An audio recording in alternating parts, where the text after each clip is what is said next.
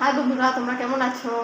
তো দেখো, আজ আমাদের এখানে কমসে কম এক সপ্তাহ পরে রোদ উঠেছে। তো আজ আমি বাড়ির সব কাপড় বের করে দিয়েছিলাম।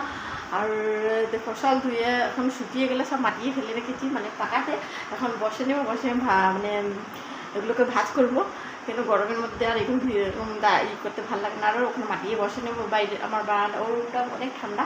তো ওখানে বসে আরামসে সুন্দর করে ভাঁজ করবো। পরে একটু যাবো আমার জায়ের বাড়িতে, ওদের বাড়িতে নিমন্ত্রণ ছিল।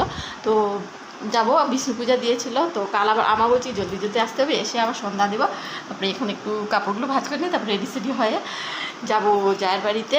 তো আজ খেতে তো পারবো না, গেলেও কী হবে, তো ডেকে যেতেই হবে। তো কেন কি খেতে পারবো না, আমি মা সন্তোষীর পূজা করি। পূজা মানে বাতি জ্বালায় আমি অনেক 16 শুক্রবার করেছি। তো মা সন্তোষীর জন্য তো চুকা খেতে পারবো না। তো হাজব্যান্ড যাবে, ও খাবে, আমি তো খাবোই না। তো তো যাবো। তো